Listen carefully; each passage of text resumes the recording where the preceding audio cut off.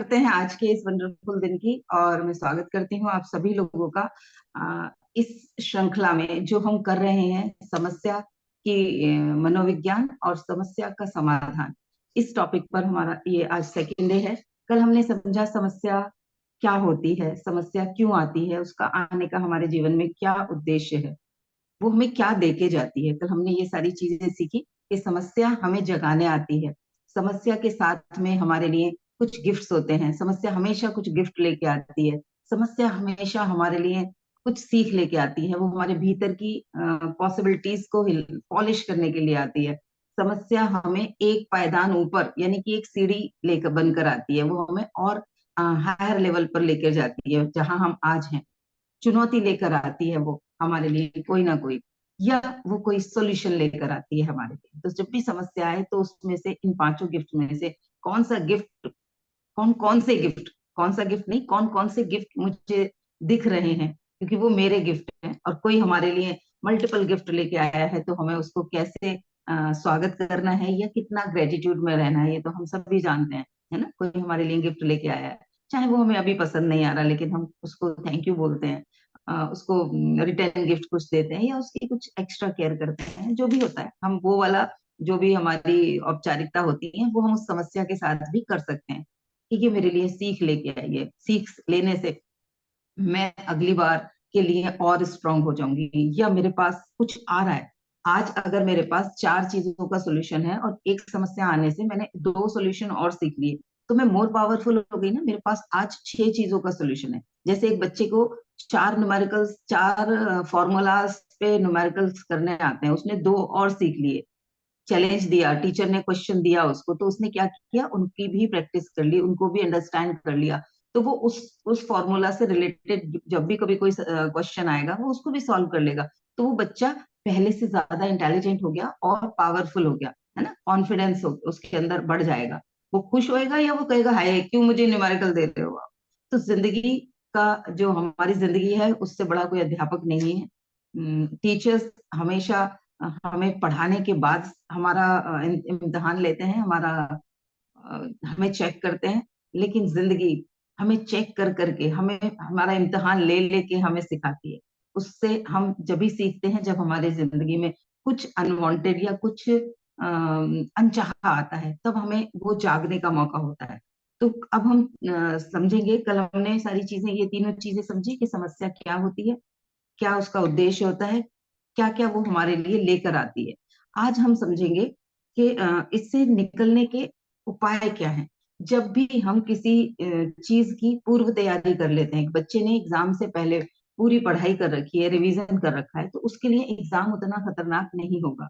आपके घर में कोई मेहमान आने वाले हैं, उनके आने से पहले आपने स्टार्टर की, ब्रेकफास्ट की, लंच की, सबकी तैयारी कर रखी है, उनके सोने की व्यवस्था कर रखी है, तो आपको कोई प्रेशर नहीं होगा। सडनली कोई आ जाएगा तो आपको वो चीजें हौच पौच कर देंगी। वैसे ही ऑफिस में आपको पहले से पता है मेरा इंटरव्यू है, तो मुझे आज या मेरी प्रेजेंटेशन है, तो आप उसकी पीडीएफ तैयार करके रखेंगे। प्रेजेंटेशन पे आपने प्रैक्टिस कर रखी होगी, तो क्या होगा, आपको कोई टेंशन नहीं होगी। आपने स्वस्थ रहने के लिए अपनी तैयारियां कर रखी हैं, तो अचानक कोई बीमारी आएगी भी तो वो आपको बहुत परेशान नहीं करेगी, और आपको उसमें से निकलने के रास्ते भी मिल जाएंगे। तो वैसे ही जब हम समस्याओं को हैंडल करने के उपाय पहले से खोज के रख लेंगे या उसकी पूर्व तैयारी कर लेंगे, तो समस्या हमारे लिए समस्या नहीं रहेगी। तो इसी श्रृंखला में आज हम सीखेंगे कि क्या क्या कर सकते हैं। तो पहला उपाय है, धैर्य बढ़ाएं। जब भी कोई समस्या आए तो अपने आप को ये याद दिलाएं कि धैर्य बहुत जरूरी है। अगर मैं धैर्य में नहीं हूं, मैं पेशेंस में नहीं हूं, तो क्या होता है, आप हबड़ा दबड़ी में, हौच पौच में कुछ उल्टा सीधा कर जाते हैं। होता है ना, जब कुछ जल्दबाजी में कुछ काम करते हैं बिना सोचे समझे, तो हाथ से चीजें गिरती हैं, कुछ जल जाता है, कुछ फट जाता है, कहीं अचानक ब्रेक लगते हैं तो एक्सीडेंट हो जाता है ड्राइव करते वक्त। ऑफिस में प्रेजेंटेशन में कुछ इंपॉर्टेंट चीज भूल जाते हैं, या बच्चा बिना तैयारी के एग्जाम देने चला गया, तो कभी पास होने के चांसेस हैं, कभी फेल होने के। तो वैसे ही अगर हम धैर्य नहीं रखते, हम जीवन में धैर्य नहीं रखते, तो क्या होता है, हम हौच पौच में उन चीजों से परेशान होते हैं। तो जब भी कोई समस्या आए, तो ये आज से हमने गांठ बांधनी है कि समस्या आएगी तो हमें धैर्य में रहना है। जैसे बारिश आएगी तो छाता लेके जाना है, आज बादल हो रहे हैं तो हम पहले से ही छाता लेके जाते हैं। तो किसी भी समस्या आने पर मेरा छाता क्या होगा कि मुझे धैर्य मेंटेन करना है। कैसे मेंटेन करना है वो भी सीख जाएंगे, लेकिन करना है सबसे पहले ये मुझे पता होना चाहिए कि मुझे धैर्य मेंटेन करना है। जैसे किसी देश हमें जाना होता है तो हम उस देश के रूल्स एंड रेगुलेशंस को समझते हैं। किसी ऑफिस में जाना होता है तो वहां किससे मिलना है, कैसा सिस्टम है वहां का, क्या रिश्वत चल पाएगी या ईमानदारी से ही काम होगा, या वहाँ किसी से रिक्वेस्ट कर सकते हैं। ये सारी चीजें जब हमें क्लियर होती हैं तो हमारा काम बहुत आसानी से निकल जाता है। हम जहाँ जा रहे हैं वहां की हमें माहौल पता हो, वहां का वेदर पता हो। हम जा रहे हैं किसी हिल स्टेशन पे और हमें पता ही नहीं है कि वहां तो कितनी सर्दी होगी, तो हम कम ठंडे कपड़े कम गर्म कपड़े लेके गए तो वहां ठंड में भी परेशान होंगे, या तो ठंड को जबरदस्ती झेलना पड़ेगा या हमें शॉपिंग करनी पड़ेगी। तो पूर्व तैयारी क्या है? हमारी पूर्व तैयारी है धैर्य। हमें जब भी कोई समस्या आए खुद को बोलना है, मैं अपने अंदर पेशेंस रखूंगी, मैं हिलूंगी नहीं, मुझे अभी शांत रहना है, क्योंकि अभी समस्या आई है। सबसे पहले उसे हम स्वीकार करें कि ये चैलेंज आया है मेरे जीवन में, इसको एक्सेप्ट कर लें, ये हो गई है दिक्कत, अब व्हाट नेक्स्ट।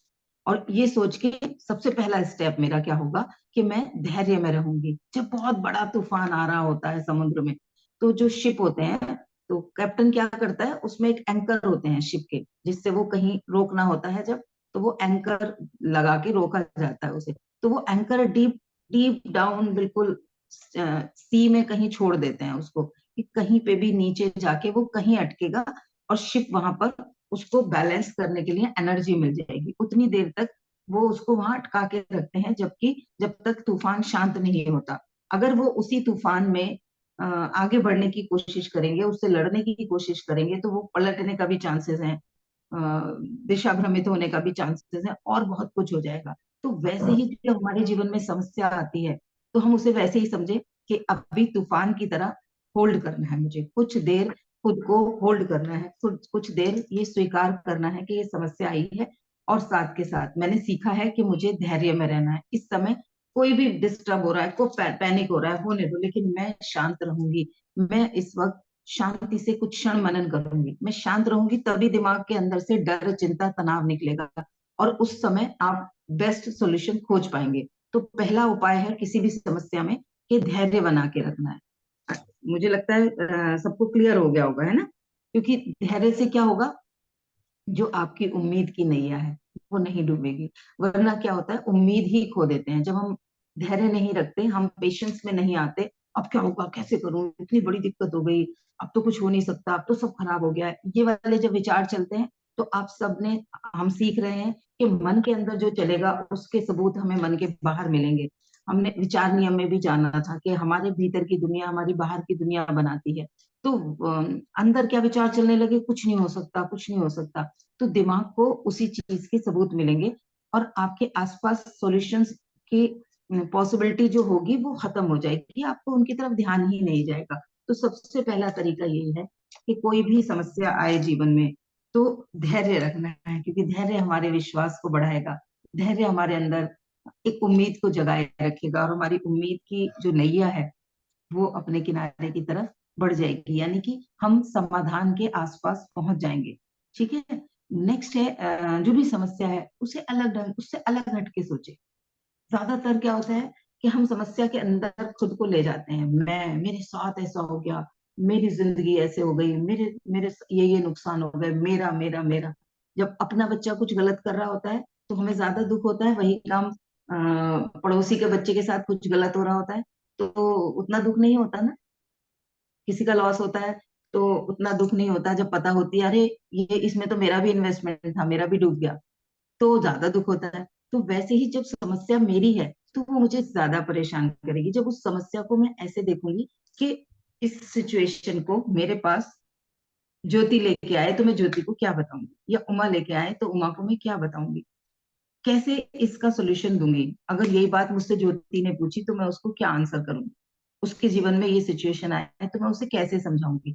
वैसे ही अगर हम समस्या को अपने जीवन में देखना शुरू कर देंगे तो हमें उस हमारा दिमाग के अंदर अटैचमेंट की वजह से, मोह की वजह से जो पेन होता है, और जो पेन होके अंदर जो कहानियां शुरू हो जाती हैं, मेरे साथ ऐसा हो गया, अब मेरे साथ ऐसा हो जाएगा, कहीं ऐसा ना हो जाए, कहीं वैसा ना हो जाए, वो जो कथाएं शुरू हो जाती हैं वो मेरे अंदर की एनर्जी को डिस्टर्ब कर देंगी, मेरे को एक लोअर फ्रिक्वेंसी पे ले जाएंगी। और हम जानते हैं जैसी हमारी फ्रिक्वेंसी होगी वैसी ही परिस्थितियां, वैसे ही लोग हमारे जीवन में बढ़ते चले जाएंगे। तो हम समस्या को हमेशा उससे बाहर निकल के देखें, उससे अलग होके देखें, उसको एक अलग नजरिए से देखेंगे, तो हमें आसपास जो भी उपलब्ध समाधान होंगे वो मिलने शुरू हो जाएंगे। हमारा ही दिमाग उसका समाधान खोज लेगा।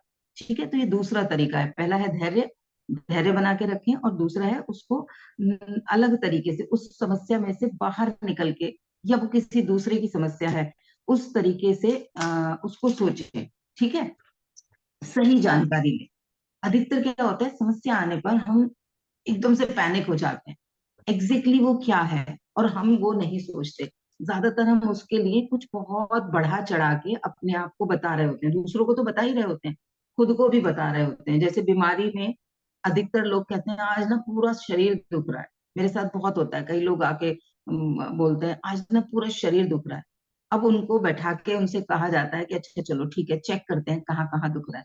तो एक एक सर से लेके पैर तक के एक एक अंग के लिए उनसे पूछा जाए और लिखते जाओ कि अच्छा सर दुख रहा है, यस या नो, माथा दुख रहा है, यस और नो, आंखें दुख रही है, यस और नो, कान दुख रहा है, यस और नो, नाक दुख रही है, गाल दुख रहे हैं, थोड़ी दुख रही है, अंदर दांत या जीभ दुख रहे हैं। करते करते उन्हें पता चलेगा वो जो उन्होंने 100% डिक्लेयर कर दिया था कि 100 की 100 यानी कि 100% शरीर दुख रहा है, उन्होंने ये डिक्लेयर किया था। उन्हें खुद वहां पर इवेल्युएट कर पाएंगे कि नहीं नहीं, ये तो 20% ही पेन है, अच्छा बस सिर्फ इन दो अंगों में पेन है। वो स्वीकार करते ही वो उसमें से निकलने का रास्ता ढूंढ पाएंगे। तो वैसे ही समस्या को सही तरीके से समझ लो कि एग्जैक्टली क्या है, क्या हुआ है एग्जैक्टली, क्या इसके बारे में क्या क्या इंफॉर्मेशन मुझे, जो मैं बढ़ा चढ़ा के तो नहीं बता रही खुद को, वो चेक कर लो पहले सब। ये एक एक पॉइंट है, उसका एक स्टेप है कि जो भी समस्या है उसको स्वीकार करने से पहले जांच लो कि एग्जैक्ट क्या हुआ है। जानकारी पूरी की पूरी सही जानकारी उसके बारे में ले लो। ठीक है, जैसे हम कहीं बाहर जाते हैं, विदेश जाते हैं, तो वहां की पूरी जानकारी लेते हैं ना, वहाँ कौन सी करेंसी चलेगी, वहां कहाँ ठहरना है, कोई दिक्कत होगी तो किससे मैं मदद ले सकती हूँ, कौन मेरा गाइड होगा, कौन कौन सी जगह है वहां देखने की, क्या क्या वहां से मैं खरीद के ला सकती हूँ। वो सारी चीजों की हम जानकारी ले लेते हैं ना, तभी हम वहां जाके बेस्ट एंजॉय कर पाते हैं। वरना तो पता चला चलते वक्त वापस चल दिए हैं और समझ में आ रही है ये तो बहुत पास में ही थी एक चीज जिसे हम देख ही नहीं पाए। हम लोग रामनगर जाते थे, हमारे कुछ इवेंट्स होते थे 3 दिन के, और रामनगर में हम वहीं, और जहाँ हम ठहरते थे जो जिस फार्म हाउस में, वहां से कुछ किलोमीटर दूर ही, 1.5-2 किलोमीटर ही दूर गिरजा देवी का मंदिर था। और जहाँ मैं बचपन में बहुत जाया करती थी, तो पिछले जब 7-8 सालों में जब भी हम वहां गए तो मैं हर बार सोचती थी कि वहां जाऊंगी, लेकिन जाने का याद ही नहीं रहता था, क्योंकि और उसका पक्का प्लानिंग करके नहीं जाते थे, जाने से पहले डिसाइड नहीं करते थे, किसी को बोला नहीं होता था जिसके साथ में गए हैं या जिसके साथ उस मंदिर जा सकते हैं उन लोगों के साथ डिस्कस नहीं किया होता, तो भूल जाते थे। और अगली बार आता था, अरे यार इस बार भी नहीं गए गिरजा देवी। तो क्या होता है, हमने उसकी पूर्व तैयारी नहीं की है। तो वैसे ही हम जब सही जानकारी ले लेंगे तो हम उस समस्या में से निकलने के रास्ते खोज लेंगे, कहाँ से सोल्यूशन मिल सकता है, कौन मेरी मदद कर सकता है, क्या क्या चीजें और मैं सीख लूं जिससे मैं इस समस्या में से निकल जाऊंगी। तो पूरी और सही जानकारी उस समस्या के बारे में हमें ले लेनी है जब भी कोई समस्या है। जब हम धैर्य रख पाएंगे तभी हम इस चीज को भी सोच पाएंगे। अगर धैर्य नहीं होगा तो ये वाला स्टेप याद ही नहीं आएगा, फिर तो वो मन के अंदर की कहानियां, हाय ये हो गया और वो हो गया और सब खत्म, वो दिमाग में चलता रहेगा। और सॉल्यूशन तो दूर, उसके अलावा हम एक दो समस्याएं और अपने आसपास खड़ी कर लेंगे। नेक्स्ट पॉइंट जो है वो है उसकी मूल कारण को समझें। रूट कॉज क्या है, जो भी समस्या आई है उसका रूट कॉज क्या है, क्योंकि अगर हम ऊपर ऊपर से उसको सॉल्व करते रहेंगे वो नीचे से फिर ग्रो करती रहेगी। तो समस्या की जो जड़ है उसको समझेंगे और उस जड़ पे पहले काम करेंगे, उस जड़ को कैसे ट्रीट करना है जिससे कि समस्या बार बार ग्रो ना हो, तो हमारे लिए आगे के लिए आसानी होगी। वरना तो ऐसे ही होता रहेगा, एक इंसान सफाई कर रहा है, दूसरा पीछे से कूड़ा डालता जा रहा है, तो घर तो कभी साफ ही नहीं होगा। तो वैसे ही समस्या की जड़ क्या है, मूल कारण क्या है, उसका रूट कॉज क्या है, उस पे चिंतन करें, उस पे मनन करें। उस रूट कॉज को समझ लेंगे तो आपके पास सोल्यूशन होगा। यहाँ पर एक नियम काम करता है, 80-20 का नियम। 80-20 का नियम कहता है कि हमारी जिंदगी में बहुत सारी चीजें ऐसी होती हैं जो 20% समस्या होती है, लेकिन हमने उसको 80% समझ लिया होता है, जिसकी वजह से हम उस पर एफर्ट्स नहीं कर रहे होते। या हमारी उस समस्या से निकलने के लिए कुछ 20% ऐसे एफर्ट्स होते हैं जिनका रिजल्ट 80% आ सकता है। जिनका रिजल्ट ज्यादा आता है उसे हम बाद में कर रहे होते हैं। हमें जो सबसे ज्यादा वैल्यूएबल दिख रहा होता है हम उस पे लग जाते हैं, लेकिन उसका रिजल्ट कितना आ रहा होगा? 80% हमने किया, उसका रिजल्ट 20% आ रहा होगा। तो यहाँ पर हम उसका रूट कॉज ऐसा वाला ढूंढेंगे कि ऐसी कौन सी चीजें हैं जिन्हें जल्दी करने से इसका मैक्सिमम रिजल्ट मुझे सोल्यूशन वाला मिल सकता है। यानी कि 80-20 के रूल को हम समझेंगे कि कौन से ऐसे 20% काम है जो मुझे 80% रिजल्ट दे सकते हैं, वो मैं पहले कर लूँ, बाद में बाकी का 20% बाद में देखूंगी। ऐसे बहुत सारी एक्सरसाइज होती हैं, बहुत डाइट प्लान, जैसे बीमारी में डाइट प्लान 20% दिखता है, इससे क्या होगा? अभी तो पहले इलाज चाहिए, दवाइयां चाहिए, ट्रीटमेंट चाहिए, थेरेपी चाहिए, डाइट से क्या होगा? लेकिन डाइट में किए गए 20% बदलाव हमारी बीमारी का 70-80% क्योर कर सकते हैं। ये मेडिकल साइंस में प्रूवन है। आयुर्वेद तो इसे 100% मानता है कि हमारा भोजन ही हमारी दवाई बन जाए तो हमारी बीमारी परमानेंटली क्योर हो सकती है। तो वैसे ही हम अपनी समस्या में जो भी चैलेंज हमारे जीवन में आया है उसमें 80-20 रूल्स को लगा पाए और रूट कॉज को खोज पाए, तो समस्या का समाधान भी यूं चुटकियों में निकल आएगा। जैसे कोई उलझा हुआ धागा होता है, जब उसका सिरा मिल जाता है तो हमें उसे सॉल्व करना आसान हो जाता है ना। या हमें किसी चीज में कहाँ से घुस के निकलना है वो मिल जाएगा, तो हम आगे बढ़ने का रास्ता भी खोज लेंगे, किस तरफ से हमें एंट्री करनी है। तो वैसे ही रूट कॉज का ध्यान रखना है, कौन सी चीज है जो इस समस्या की मूल जड़ है, वो हमें ध्यान में रखना है। ये हमारा चौथा उपाय था। कोई भी समस्या आए तो हमें रूट रूट कॉज का ध्यान रखना है। अभी तक मैंने कौन कौन से चार बताए? कोई अनम्यूट करे और रिपीट करे, आप में से कोई भी।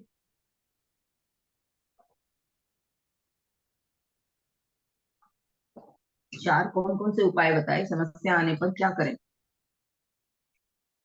जल्दी से करो।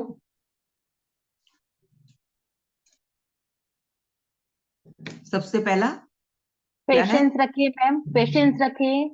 और फिर हाँ। है ना, समस्या को ऐसे समझिए कि ये एक बार ऐसा माइंड सेटअप करें कि ये दूसरे की समस्या है। तो उस समय आप हम्म, रियलाइज करेंगे कि इसका दूसरी तरह से भी रिजल्ट सोचने का प्रयास करेंगे।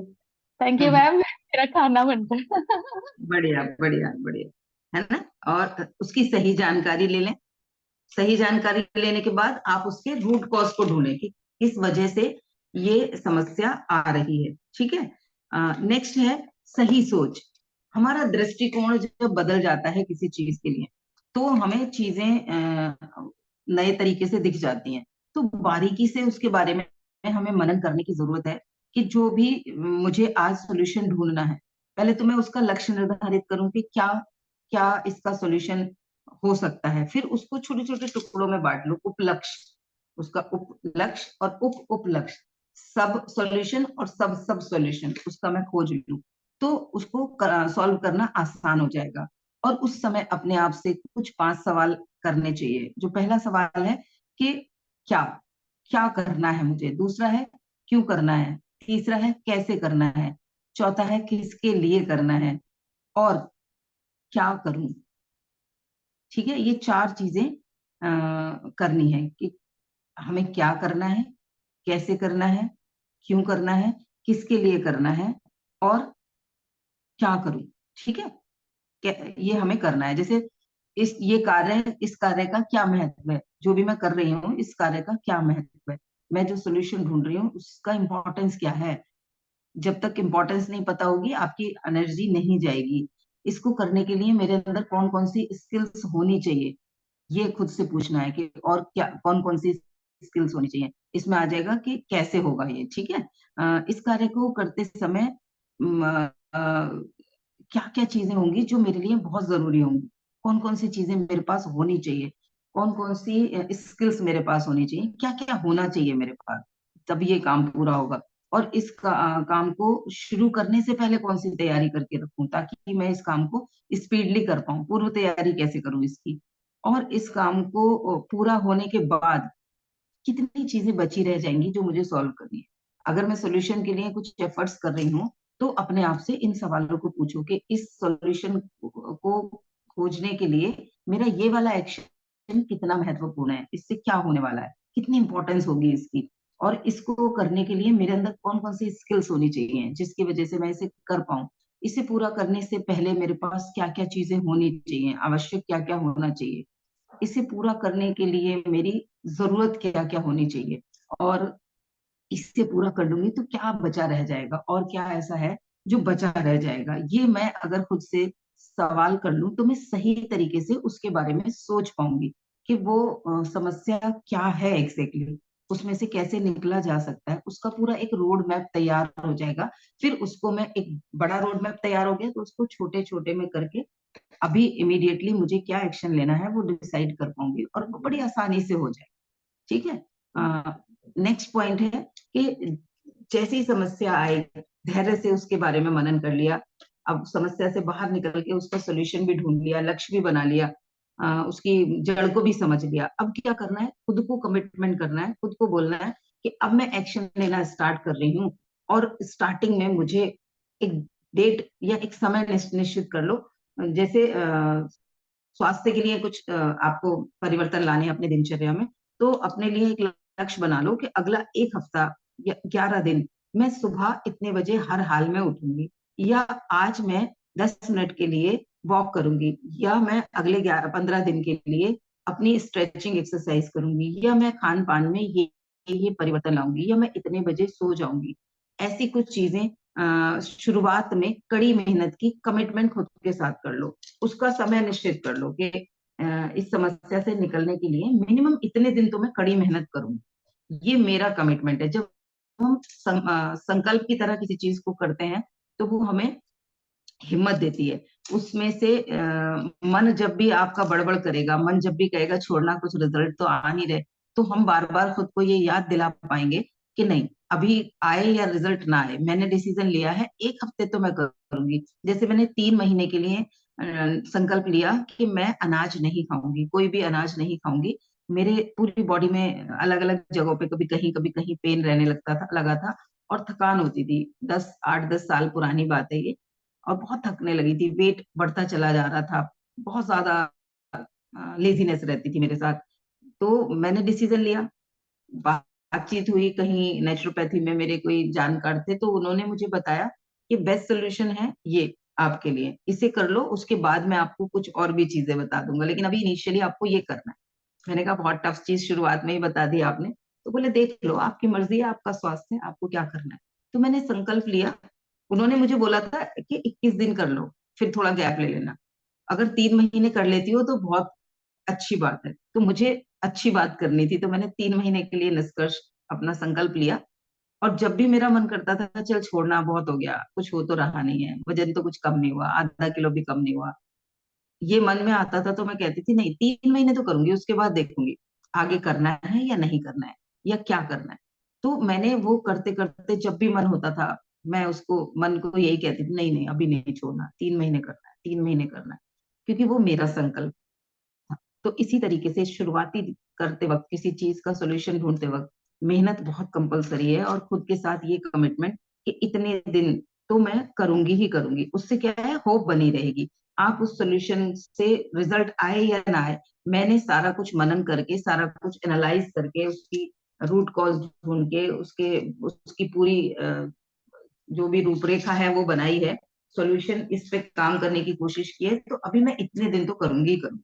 इतने दिन में रिजल्ट नहीं आया, फिर देखेंगे, फिर मैं क्या चेंज कर सकती हूँ। अभी फिलहाल मैं इतने दिन तक अपने एफर्ट्स में कोई चेंज नहीं करूंगी, क्योंकि एक साथ आप 10 जगह पे कुएं खोदेंगे तो पानी कहीं से भी नहीं मिलेगा, और क्या होगा कि हम प्यासे मर जाएंगे।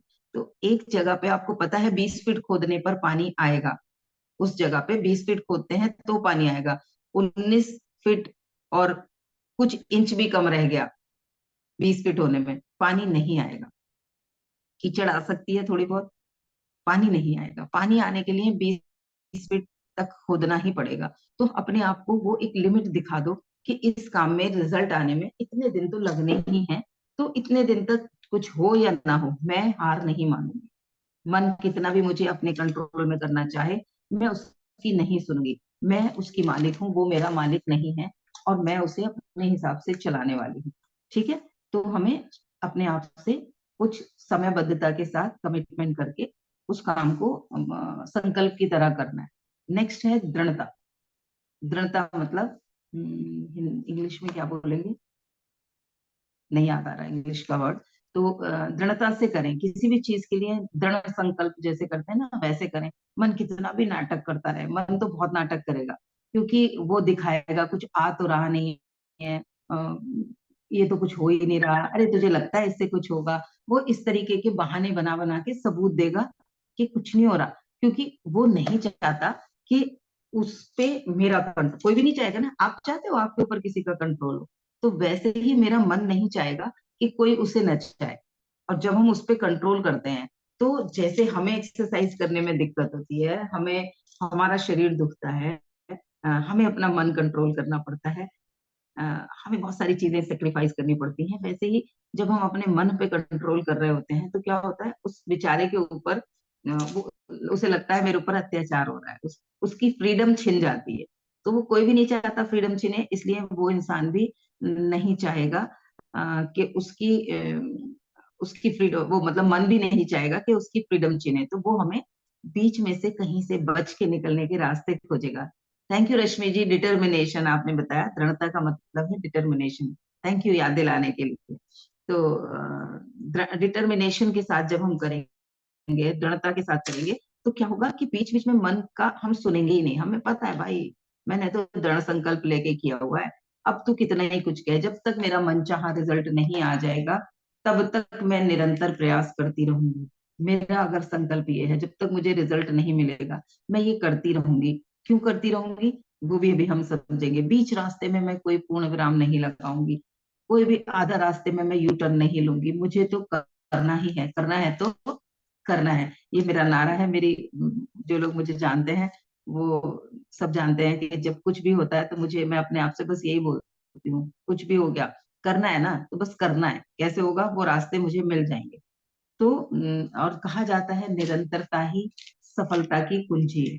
लगातार लगातार डिटर्मिनेशन के साथ हम अब जब काम करते रहेंगे, तो उसके रिजल्ट आते ही चले जाएंगे। समस्या की तो ऐसी की तैसी होगी समस्या समस्या नहीं रहेगी।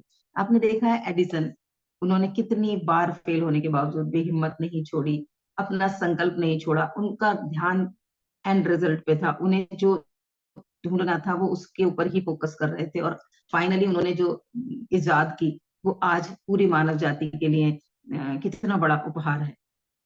दशरथ माझी, उनके बारे में आपने सुना होगा कि उन्होंने संकल्प लिया कि ये पहाड़ जिसकी वजह से मेरी पत्नी ने दम तोड़ दिया, आज मैं, अब मैं इस पहाड़ को चाहे कुछ भी हो जाए काट के रहूंगा। लोग हंसते थे, वो छेनी हथौड़ी से उन्होंने इतना पहाड़ पहाड़ काट के और बीच में से रास्ता निकाल दिया। आज वो पहाड़ कटने की वजह से उस क्षेत्र के जितने लोग हैं, उनका जीवन कितना सहज हो गया, उनका समय बचने लगा, कंफर्ट जोन में आ गए, उन सबके लिए वो उपहार बन गया। तो इस तरीके से कैसे हो पाया कि वो दृढ़ता थी, डिटर्मिनेशन थी, मुझे तब तक करना है जब तक हो ना जाए, तब तक मैं कंटिन्यूटी से इसके लिए एफर्ट्स करता रहूंगा। नो मैटर मुझे सफलता मिल रही है कितनी, मिल रही है कितनी नहीं, जो मेरा मनचाहा रिजल्ट है, तब तक मैं उसके पीछे पड़ी रहूंगी, तब तक मैं एफर्ट्स करती रहूंगी। जब हम समस्या को इस नजरिए से देखते हैं, तो समस्या में से भी हार मान जाती है, वो भी अपने घुटने टेक देती है, और उसे भी पता है कि ये जिद्दी है, ये करके मानेगी। तो ईश्वर भी कहता है, ब्रह्मांड, ये यूनिवर्स भी कहता है, ले भाई अब तू ले और खुश हो जा। तो हमारे पास सोल्यूशन आने शुरू हो जाते हैं। जब भी कोई समस्या आती है, उसमें से सोल्यूशन के लिए हम जब शुरुआत करते हैं, तो नेक्स्ट पॉइंट है कि अपने उस लक्ष्य को याद रखें। जब भी हमने शुरू किया था, तो क्या सोच के शुरू किया था, उस वक्त मेरे को क्या दिखा था जिसकी वजह से मैंने शुरुआत की थी। ये दिखेगा कब, जब हमने मनन करके किया है। अधिकतर लोग कुछ भी शुरुआत करते हैं, कुछ भी बेहोशी में उसको स्टार्ट कर देते हैं, सोचे समझे, बिना सोचे समझे, किसी ने भी कुछ भी बोला, कहीं से कुछ दिखा, और वो उसको स्टार्ट कर देते हैं उस काम को करना। तो उसमें क्या होता है, थोड़े दिन बाद उन्हीं को कुछ ड्रॉबैक्स दिख जाते हैं। उन्होंने उसकी जड़ को, जो रूट कॉज है उसका मनन नहीं किया था, या उन्होंने संकल्प नहीं किया था, तो अंदर से वो मन आ गया, उसने बड़बड़ करनी शुरू कर दी, तो वो पीछे हट गए। तो क्या होता है, वो लक्ष्य भूल जाते हैं, क्यों उन्होंने शुरुआत की थी। तो जब भी मन कहे कि चल छोड़ना, कुछ नहीं हो रहा, तो सोच, अपने आप से सवाल करो कि जब मैंने शुरू किया था तो मैंने क्या चाह के शुरू किया था, उस वक्त मैं क्या चाहती थी, वो सॉल्यूशन के फॉर्म में एंड रिजल्ट क्या था, उसकी मेरे लिए क्या वैल्यू थी। क्या आज उसकी वैल्यू कम हो गई है, तो इसका मतलब मैंने गलत लक्ष्य ले लिया था। अगर आज भी उसकी वैल्यू है, तो आज अगर वो मुझे नहीं मिलेगा तो मेरी जिंदगी पे उसका क्या असर पड़ने वाला है, मैं क्या क्या खो दूंगी, क्या वो मैं तैयार हूं खोने के लिए।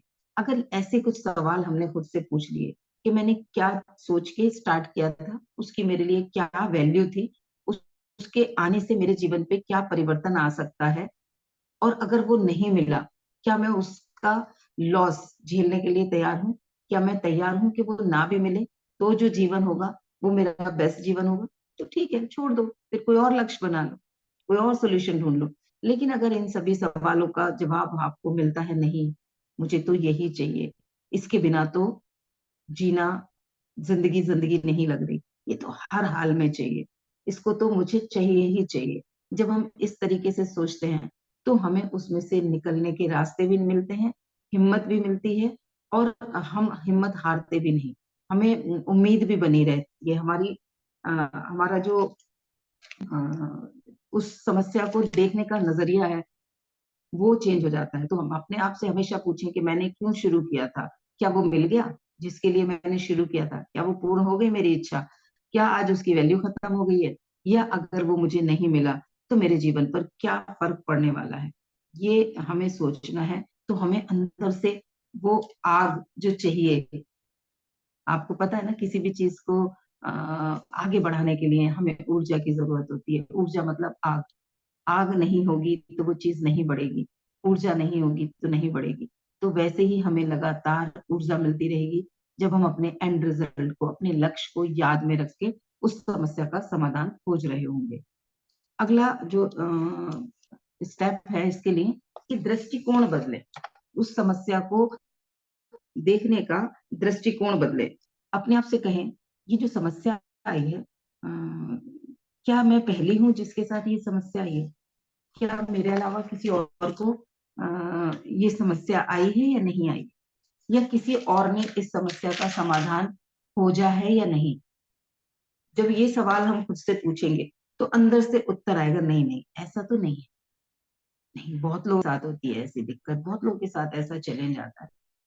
बहुत लोगों ने, आप आज की डेट में तो गूगल कर सकते हो, आपका जो भी चैलेंज है, क्या इस चैलेंज को किसी ने सॉल्व किया, क्या इन इन परिस्थितियों में ये सुविधाएं ना होने के बावजूद भी किसी ने ये चीज अचीव की।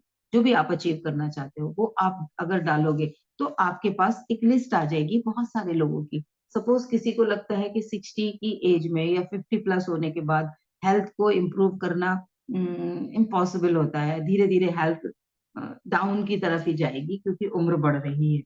तो अब आप इस चेक कर सकते हैं कि क्या इस दुनिया में कोई ऐसा इंसान है जिसने 50 के बाद अपनी हेल्थ पे काम किया, और आज वो 80 इयर्स की एज में या 90 इयर्स की एज में भी वो उन 40 इयर्स वाले लोगों से ज्यादा हेल्दी है, उनसे ज्यादा उसके अंदर इंथुजिज्म है, वो उससे ज्यादा एनर्जी के साथ जी रहा है। आप चेक करो कि आपको जरूर मिल जाएगा। किसी ने इस उम्र में कोई नया बिजनेस शुरू किया क्या, या किसी ने इतनी एज में कोई नई स्किल सीखी क्या। इस तरीके से जब हम खोजेंगे अपनी, जो भी हमारे साथ चैलेंज चल रहा है, कि इस परिस्थिति में क्या हो सकता है, क्या किसी और के साथ भी ऐसा हुआ है, या क्या किसी और ने भी इसका समाधान खोजा है, तो आपका मन आपको रास्ते दिखाएगा। वो कहेगा हाँ, अकेली तू नहीं है, बहुत सारे लोगों के साथ हुई है। तो जैसे वो जोक सुना होगा ना, कि गुप्ता जी का बेटा भी फेल, वर्मा जी का बेटा भी फेल, डॉक्टर साहब का भी बेटा फेल। अब बेटा तेरा क्या हुआ, कि आपको क्या लगता है, जब डॉक्टर का फेल हो सकता है, गुप्ता जी का फेल हो सकता है, तो आपका कैसे पास हो सकता है। वो जोक सुन रखा होगा ना आप लोगों ने। तो जब कभी हमें लगता है नहीं, और भी लोगों के साथ ऐसा समस्या हुई है, ये कॉमन है, ये अक्सर होता है लोगों के साथ, तो आधा पेन, या कहो कुछ हिस्से का पेन, तो ऑटोमेटिकली कम हो जाता है या गायब हो जाता है। और क्या किसी और ने सोल्यूशन ढूंढा है, तो आपको भी एक हिम्मत आती है कि अगर कोई और कर सकता है तो मैं भी कर सकती हूँ। और इस नजरिए से, इस दृष्टिकोण से जब आप किसी समस्या को देखेंगी तो आपको उसमें से जवाब मिलेगा। जैसे अगर किसी को समस्या, रिश्ते में कोई समस्या चल रही है, किसी का रिश्ता बहुत खराब चल रहा है, तो जब रिश्ता खराब हो रहा होता है तो हम सामने वाले में ही गलतियां निकालते रहते हैं, उसी को दोष देते रहते हैं ज्यादा। तो उस वक्त खुद से सवाल पूछें कि क्या सचमुच में इसी इसकी गलती है सारी, जिसकी वजह से, जिससे मेरा रिश्ता खराब है, ये सारी गलती इसी की है? क्या इसमें मेरा भी कुछ योगदान है क्या? इस लड़ाई में मेरा भी कोई योगदान है क्या? या क्या कुछ ऐसा है जो मैं करके इस रिश्ते को अच्छा बना सकती हूँ? अगर हम उस वक्त ये पूछ लें खुद से सवाल, तो क्या होगा आप बताओ? आपको कुछ ना कुछ आंसर जरूर मिल जाएगा। हम भले ही किसी दूसरे के सामने जाके अपनी गलती को एक्सेप्ट ना करें, वो अलग बात है, लेकिन हमें खुद को पता चल जाएगा तो हम उससे चेंज कर सकते हैं। कई बार जैसे चुप रह के हम उस रिश्ते को अच्छा बना सकते थे, कई बार चलो बाद में जवाब देंगे ये सोच के हम बना सकते थे, या शांत होने के बाद बात करूंगी तो हम ये सोच के उस रिश्ते को बेहतर बनाने का अपना कंट्रीब्यूशन दे सकते थे। पर हमने किया क्या? हमने तैर से, उसने एक बोली हमने चार सुना दी, तो रिश्ता खराब हुआ। तो जिम्मेदारी खुद से लें। अगर कोई आपको गुस्सा दिला रहा है तो इसे इस दृष्टिकोण से देखें कि अगर कोई आपको गुस्सा दिला रहा है और आपका लक्ष्य है धैर्यवान रहना, और वो इंसान आपको गुस्सा दिला रहा है, तो वो गुस्सा दिलाने वाला इंसान आपके उस प्रोजेक्ट पे, जो प्रोजेक्ट क्या है आपका, धैर्यवान बनना, गुस्से को कंट्रोल करना, आपका प्रोजेक्ट है, तो वो इंसान आपका को पार्टनर बन चुका है। वो आपको पैनिक करके आपको चेक करा रहा है कि आप गुस्से में आते हो या नहीं, या पहले के मुकाबले कितनी देर बाद आप गुस्से में आते हो, किस बात पे आप आते हो, कितनी आपकी पेशेंस बड़ी है।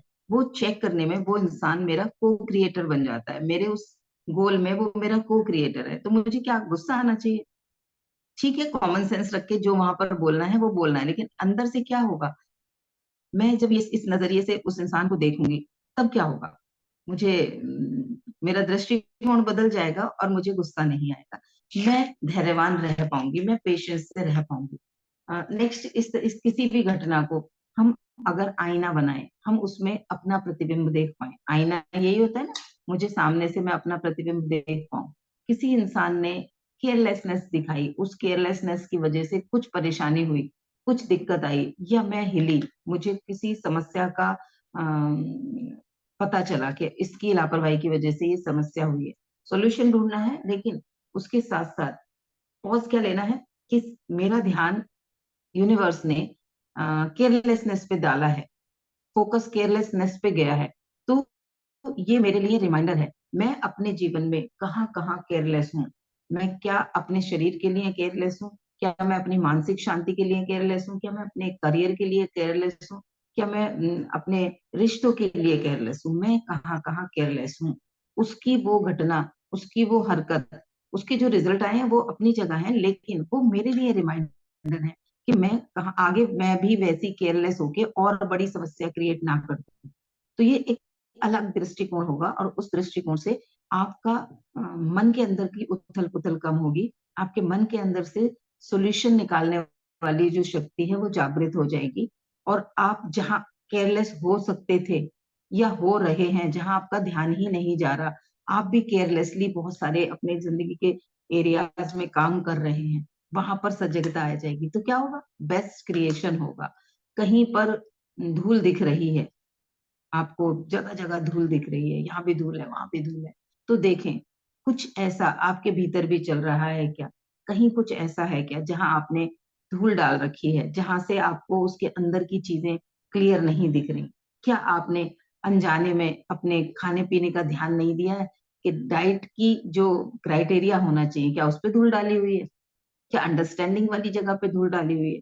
तो वो रिमाइंडर होगा, और आप अपने अंदर से उस धूल को हटा पाएंगे तो आपको बेस्ट सोल्यूशन मिलने शुरू हो जाएंगे। तो शीशे की तरह, मिरर की तरह उस घटना को देख के, उस इंसान को देख के आप उसका और ज्यादा कई गुना लाभ ले सकते हैं जब आप उसको अपना आईना बना लेंगे।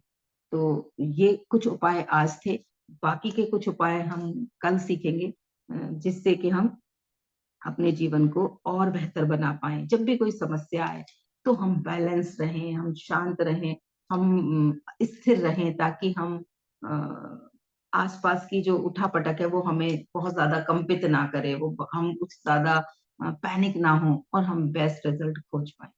ठीक है, तो ये हम कर पाएंगे तभी जब हम इन सारे उपायों को स्टेप बाय स्टेप, या कभी किसी समस्या में कोई सा चीज, किसी समस्या में कोई सा एक उपाय करके हम अपने आप को जो भी उस समय याद आता है वो कर लें। सबसे पहले तो बस धैर्य को याद कर लें, और उसके कुछ जो भी स्टेप मैंने आज आपको बताए हैं कि रूट कॉज देख लें, समस्या से बाहर निकल के आ जाएं, आप नए दृष्टिकोण से उसको देख लें, क्या है एग्जैक्टली उसकी जानकारी ले लें, पूर्व तैयारी कर लें, खुद से सही सवाल पूछ लें, तो आप देखेंगे कि समस्या समस्या नहीं रहेगी आपको। और जब समस्या, कब तक समस्या होती है? जब तक कि हमारे पास उसका समाधान नहीं होता। जब हमें पता चल जाता है ऐसे ऐसे करके हो सकता है ये काम, उससे बात करूंगी ना तो आंसर मिल जाएगा, तो 20% 30% तो पेन वहीं खत्म हो जाता है, होप जग जाती है कि हाँ, उससे बात करके सोल्यूशन मिल सकता है, उस वो कुछ ना कुछ जरूर बता सकती है, उसकी जरूर वहां पर कुछ जानकारी है, वो उस ऑफिस में से कुछ काम निकलवा सकती है। तो हम एक हिम्मत में आ जाते हैं और सोल्यूशन मिलने शुरू हो जाते हैं। फिर समस्या समस्या नहीं रहती, वो तब तक ही समस्या है ना जब तक सोल्यूशन नहीं आया। तो इस तरीके से हम अपने जीवन में आने वाली चैलेंजेस को हैंडल करने के लिए पूर्व तैयारी कर सकते हैं, प्रिकॉशंस ले सकते हैं, पहले से अपने आप को तैयार कर सकते हैं। तो आज की कौन कौन सी चीजें आप लोगों को अच्छी लगी, जिसे आप अपने जीवन में इमीडिएटली आगे के लिए यूज करना चाहेंगे, जरूर शेयर करें। अनम्यूट करके सभी लोग।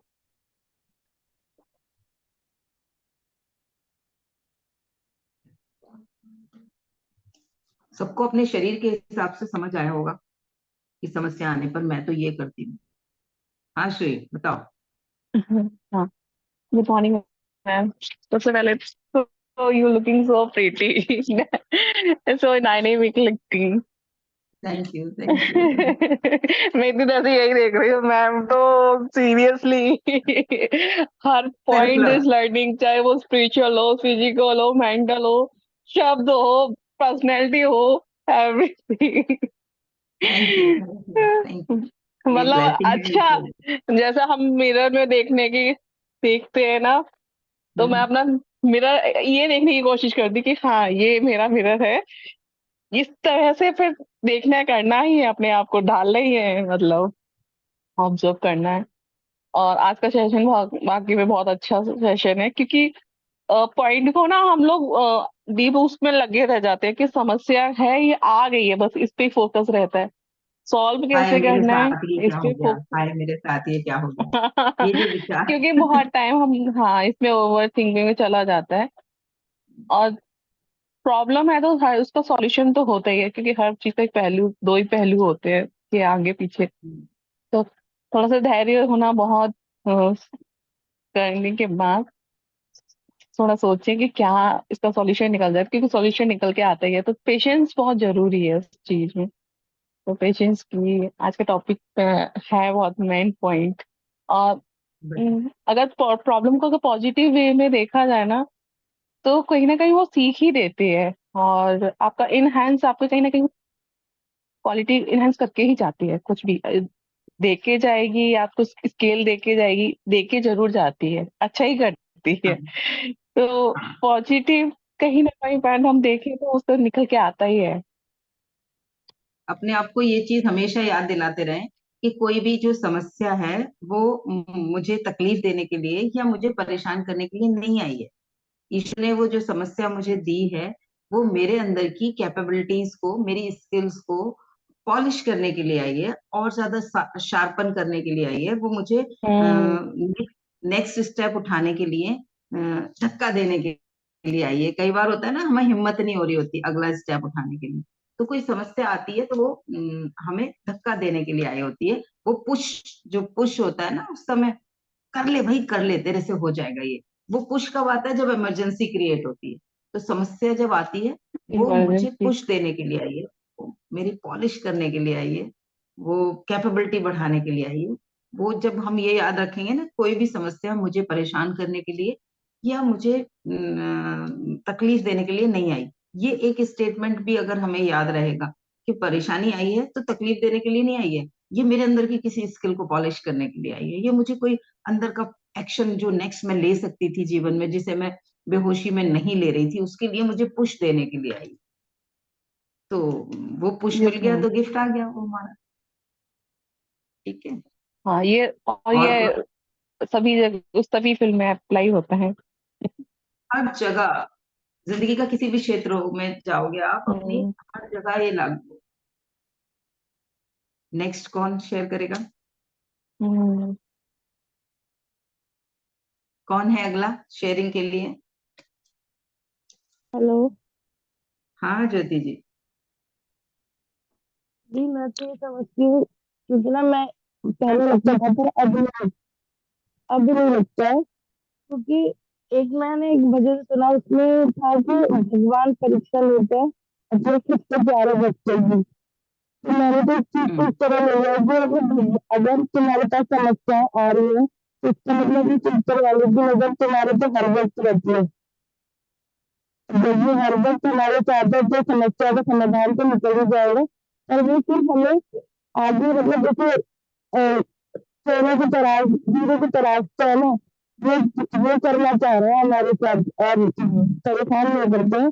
तो आगे जिंदगी में किस तरीके से जीना है वो सिखा रहे हैं धीरे धीरे, और निरंतर करते चले जाते हैं, तो आप दिक्कतें जो भी समस्या है वो सब खत्म हो जाती है, बस अभ्यास जरूरी है। बढ़िया बढ़िया। देखो, कोई फिल्म बनाने जा रहा है, उसने कोई स्टोरी सेलेक्ट की है और उसे फिल्म बनानी है। वो डायरेक्टर जो है या प्रोड्यूसर जो है वो कोई रोल जो उसको समझ में आता है, वो रोल किसको देगा? जिस इंसान को उसको समझ में आएगा ये वाला रोल ना वो बेस्ट कर सकता है, उसकी एक्टिंग में ये दम है कि वो ये रोल कर सकता है, तो वो उस एक्टर को वो रोल देता है।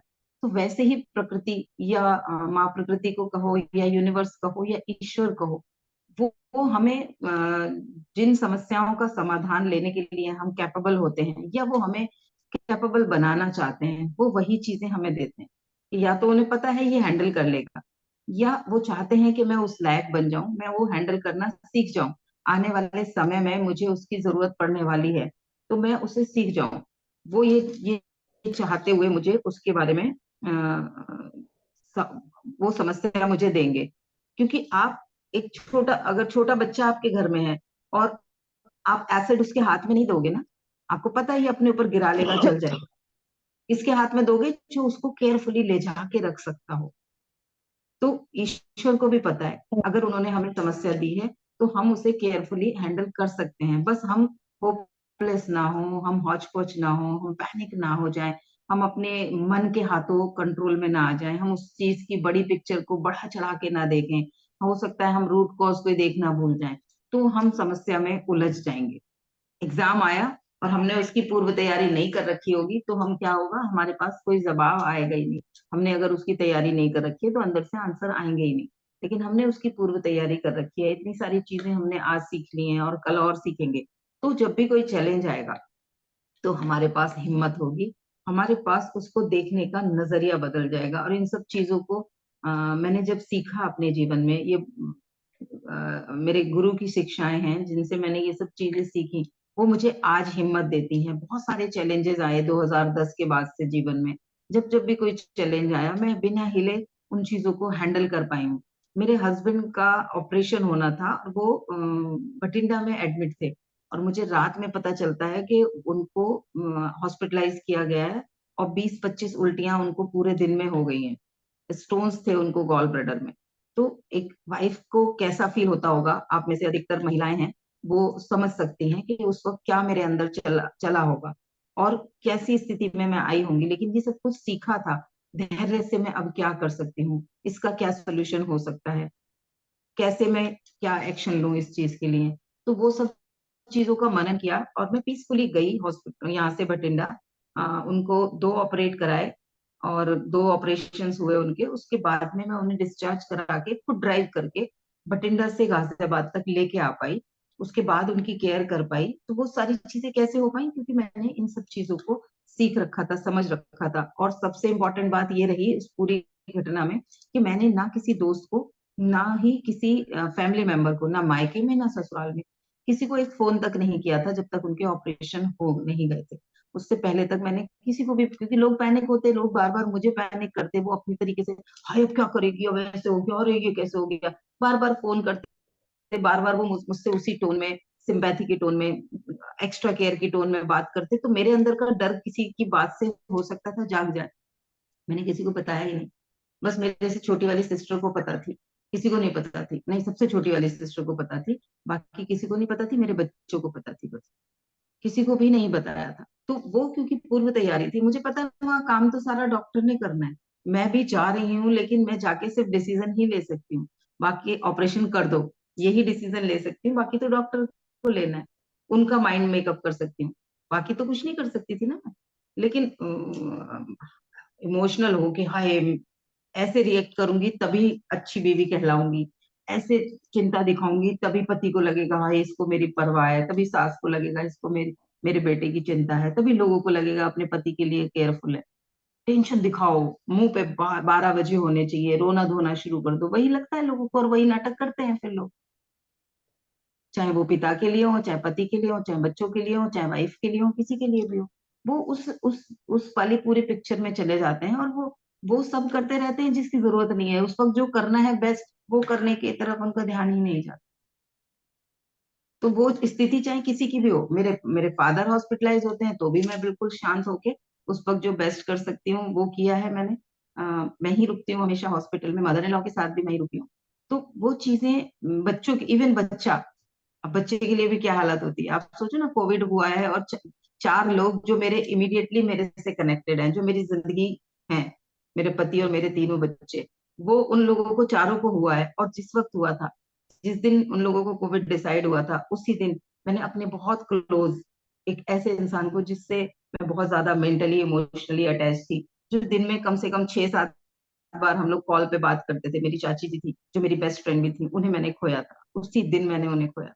अब सोचो, एक एक ऐसा इंसान जो, जिसे आपसे इतना लगाव था, आपको जिससे इतना लगाव था, उसको खोने के बाद वही समस्या आपके उन और लोगों के साथ हो रखी है जिन्हें आप बहुत प्रेम करते हैं, तो मन की क्या स्थिति हो सकती थी।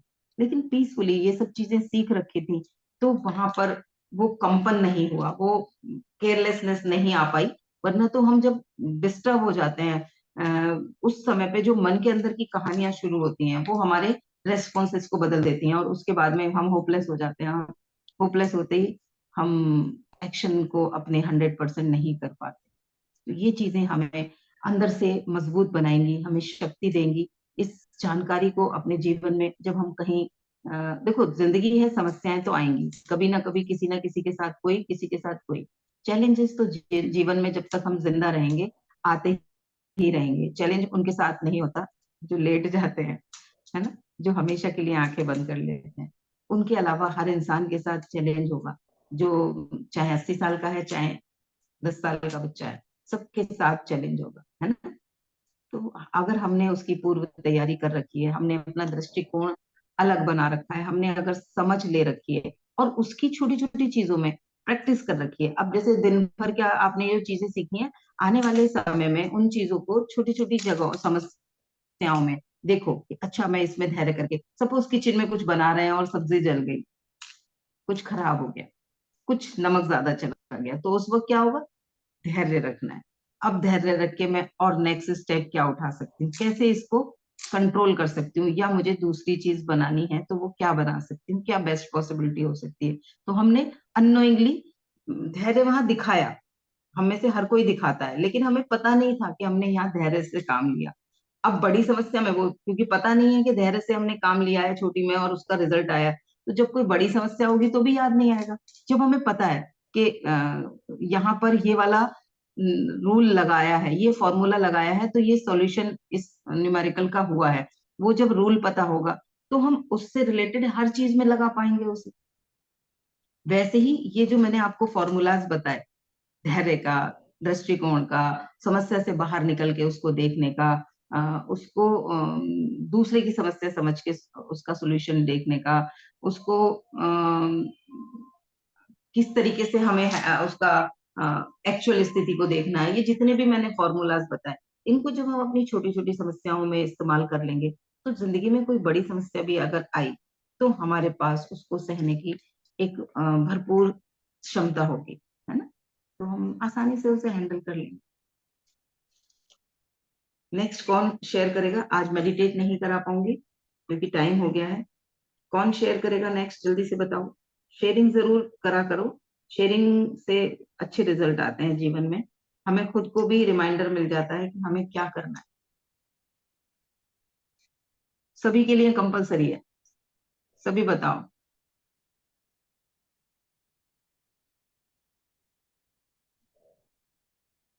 क्या हुआ?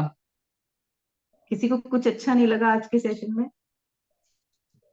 कुछ ऐसा नहीं लगा जिसे टेक अवे की तरह लेके जाओ? नमस्ते मैम। आज के मैं एक्चुअली कुछ काम कर रही थी, इसके लिए मैंने 2 बार अनम्यूट भी करा था, बट अच्छा। ठीक है। तो हाँ। मैम आज का सेशन ऐसा था ना कि कुछ भी मतलब छोड़ने लायक नहीं था, सबका सब अपनाने लायक था।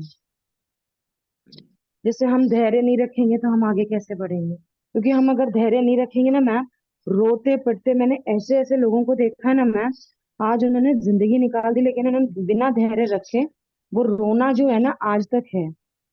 वो बंद ही नहीं होगा। इतना ना वो बंद क्योंकि ही नहीं धैर्य होगा। नहीं होगा तो उन्हें पिक्चर नहीं दिख रही होगी ना, एक्चुअल धैर्य पिक्चर के उसको। अलावा मैं सच बताऊं ना, मतलब मैं उन सबसे इतनी छोटी हूं ना कि मतलब मैं किसी को कुछ बोल नहीं सकती, बट मैंने जो उनसे सीखा है ना कि मुझे इनके जैसा नहीं करना। और रही बात समस्या अगर जब आती है ना मैम, वाकई उसका समाधान साथ में ही होता है। अब वो हमें उपाय करना है या नहीं करना, ये हम पे ही होता है ना मैम, कि हम्म। हम करें या नहीं करें, या तो सीधे रोते पीटते रहे। एंड मैम एक चीज और देखी है कि जिसको समाधान नहीं लेना है ना मैम, वो सिर्फ सिंपैथी गेन करने के लिए अपना रोना लगाए रहता है। हाँ, वो तो मन की नौटंकी करता रहेगा ना, जो मैं ना जैसे बता रही थी कि नौटंकी। हस्बैंड हस्बैंड हम्म। एडमिट हैं, तो मैं नौटंकी कर सकती थी कि मैं यहीं से पहले ससुराल फोन करती, फिर फादर को फोन करती, दोस्तों को फोन करती, हाय ऐसा हो गया, ये हो गया, वो हो गया, अब क्या करूं, तू आ जा, फलाना आ जा। अरे कोई आके क्या करेगा? मेरे फादर ने मुझे बोला जब ऑपरेशन के बाद उन्हें पता चल गया कि मैं आ जाता हूँ, मैंने कहा मुरादाबाद से बठिंडा हो गया 800 किलोमीटर, मैं यहाँ आपको देखूंगी। बुजुर्ग इंसान भाई मेरे फादर है, मैं उनको भी तो केयरलेसली हैंडल नहीं कर सकती थी। मैंने कहा मैं सही आपको बात। देखूंगी, पूरा शहर है, कोई जरूरत नहीं आने की, कल मैं घर आ रही हूँ इन्हें लेके, आप गाजियाबाद आ जाना। तो वो हम कर पाए। रश्मि मैम नहीं बोल रही हैं ये, श्री उमा बोल रही हैं।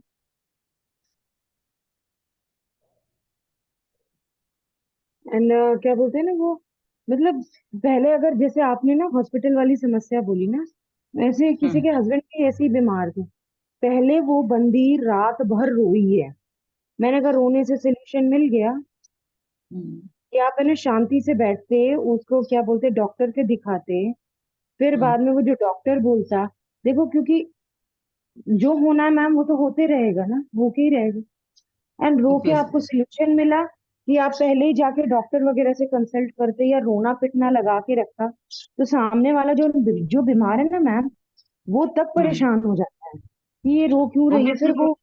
वो अगर अगर आप रोगे, अ, अभी अभी भी कुछ समय से हस्बैंड कुछ बीमारी से उनका चैलेंज चल रहा है हेल्थ से रिलेटेड, तो अगर मेरे चेहरे पे 12 बजे होंगे, मैं रो रही होंगी, तो वो तो पहले से ही सोच लेंगे कि इसको भी अब उम्मीद नहीं है, मैं ठीक होऊंगा।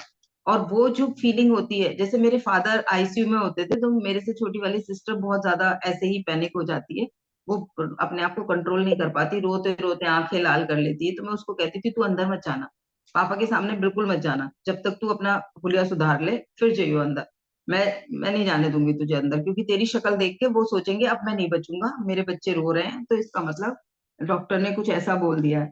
तो उससे बीमार की और हालत खराब हो जाती है। और मैं जाती थी, मैं जाके उनसे कहती थी और पंडित जी क्या हो रहा है, क्या चाह रहे हो, कब तक लेटे रहोगे, क्यों आके लेट गए हो यहाँ? मैं ऐसे मजे लेती रहती थी उनसे। अच्छा पापा चलो ये करेंगे। अभी अब वो रो भी रहे होते थे तो मैं उनको कहती थी, मैंने कहा मैं हूं ना, आप क्यों चिंता कर रहे हो, मैं सारी चीजें संभाल लूंगी, आप बिल्कुल शांत होके अभी सबसे सारा फोकस ठीक होने पे लगाओ। वही सेम चीज मैं आज अपने हस्बैंड को बोलती हूँ कि आप अभी आपका आप और कुछ नहीं कर सकते, तो आप सिर्फ ये तो कर सकते हो ना, जो कर सकते हो वो करो। आप क्या कर सकते हो कि आप अपने मन की स्थिति को सही रख के ठीक होने के लिए अपना अंदर से जो कहानी चल रही है उसे रोक दो, ताकि आप जल्दी ठीक हो जाओ, आपकी फ्रीक्वेंसी सही हो जाए। तो बस आप वो करना शुरू कर दो, बाकी आप अभी कुछ मत करो, क्योंकि आपको भी दिख रहा है आप अभी कुछ नहीं और कर सकते। तो उस चीज को होल्ड करके तभी आपको रास्ते भी दिखेंगे, तभी आप खोज भी पाओगे सोल्यूशन। तो ये चीजें हम दूसरों को सलाह दे देते हैं जब दूसरे की जिंदगी में आती है परेशानी। जब हमारी जिंदगी में आ रही होती है तब हमें याद नहीं रहता। जब हम इस बात को समझेंगे कि किसी भी समस्या का समाधान हमें वैसे निकालना है जैसे वो किसी दूसरे की है, तो हम उसका सही सोल्यूशन निकाल पाएंगे, है ना। चलो, बढ़िया बढ़िया। करेक्ट। ठीक है, रश्मि जी, सुनीता जी। हाँ ज्योति बोलो। नहीं, मैं तो वैसे कुछ कह रही थी, मैं तो ये कह रही थी, मतलब जो कल मेरा बर्बाद हुआ है तो उसमें पूरे अपना मुरादाबाद अपना की एनर्जी अपना लग रही थी। ईयरफोन थोड़ा सा दूर करके बोलो माइक। अब आ रही है? हाँ, मेरे अब आ जो रही है, बोलो। मुरादाबाद में हुआ कल, तो उसमें हाँ हाँ उसमें पूरे मुरादाबाद की एनर्जी लग रही थी। हाँ, सबकी थी। मतलब वो सबकी हाय बीमार ये थे क्या हो गया, काफी दिनों हाय से। ये कैसे हो हाँ, गया। नहीं वो काफी दिनों से बीमार थे, पर लोग ये सोच रहे थे पता नहीं वोट डालने से पहले दिन तक भी वो रहेंगे या नहीं रहेंगे। पूरा हम्म मुरादाबाद यही सोच रहा था कि पता नहीं रहेंगे या नहीं रहेंगे। तो हम्म। अब भी लोग ये कह रहे हैं तुम्हारी कि हम तो तुम्हारी पहले ही। अपनी फैमिली में भी अभी जो हुआ पिछले कुछ महीने पहले, उसके साथ भी तो यही था। आप उस घटना में भी यही था। सारे सब लोग क्या सोचते थे, कुछ कर ना ले, कुछ होना ना जाए, इससे कुछ ना हो जाए, ये कुछ ना कर ले, ये बड़ा दुखी है, ये परेशान होके कुछ ना कर ले, यही सोचते थे ना सारे लोग। सबकी एनर्जी वही जा रही थी। हाँ। और वो तो अंदर से चाहिए यही रहे थे। मामा जी तो यही हम्म। चाह रहे थे ना। वो उनके अंदर तो वो पता नहीं क्या क्या चल रहा था, जिसकी वजह से उनकी पिक्चर बदली हुई थी। उन्हें सामने की क्लियर पिक्चर दिख नहीं रही थी जो चल रहा था एग्जैक्टली जो मैंने अभी समझाया। कि समस्या में एक्चुअल समस्या को सही पिक्चर देख पाए। हम बढ़ा चढ़ा के देख रहे होते हैं तो हम उसका सोल्यूशन निकाल ही नहीं पाएंगे। मन कहेगा हाय इतनी बड़ी समस्या, इतना बड़ा पहाड़ कैसे तोड़ेंगे। तो वो उसका सोल्यूशन नहीं निकल पाएगा। जब उसकी एक्चुअल पिक्चर देखेंगे, क्या सच में ऐसा हुआ है, क्या क्या जो मैं सोच रही हूँ वही है, या क्या ये ऐसा किसी और के साथ भी हुआ है, क्या ये ऐसी सिचुएशन में किसी ने रास्ता ढूंढा है क्या। ऐसे कुछ सवाल अगर खुद से पूछोगे तो जाग जाओगे, वरना तो बेहोशी में हम्म। देखो आप क्या होता है। अभी हमारे पास तो ये बिल्कुल ताजा ताजा सबूत है।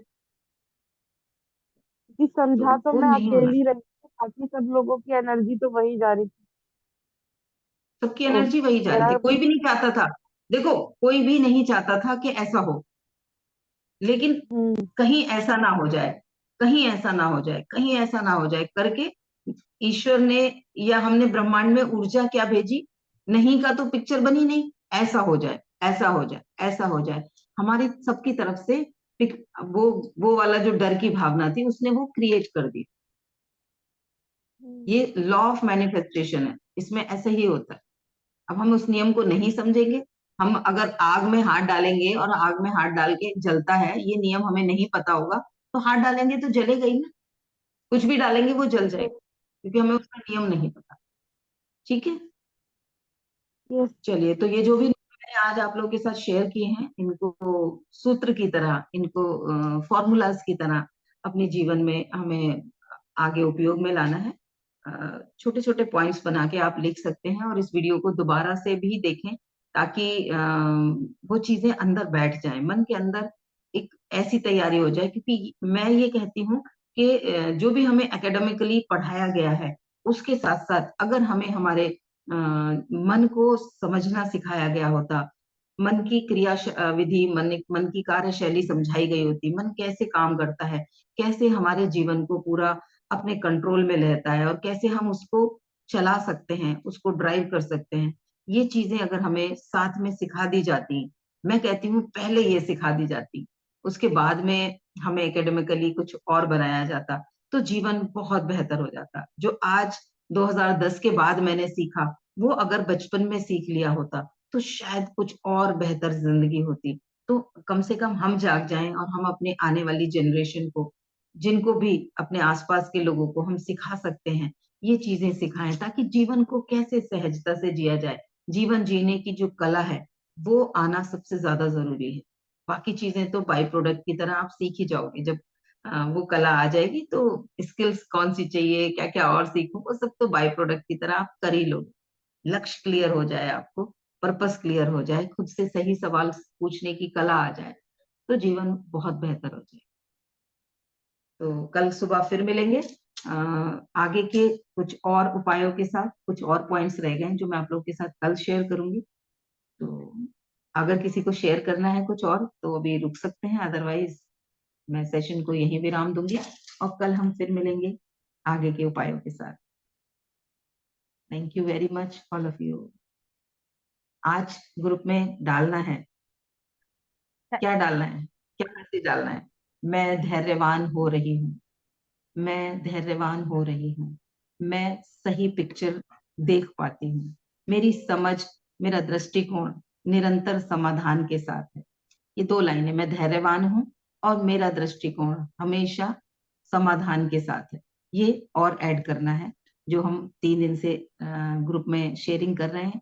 बार बार आज पूरे दिन हम खुद को यही रिमाइंड कराते रहेंगे कि मैं धैर्यवान हूँ और मेरा दृष्टिकोण सदैव समाधान के पक्ष में है। ठीक है, चलिए कल सुबह फिर मिलते हैं नई ऊर्जा के साथ आगे की यात्रा के लिए। Thank you very much all of you, God thank bless you you.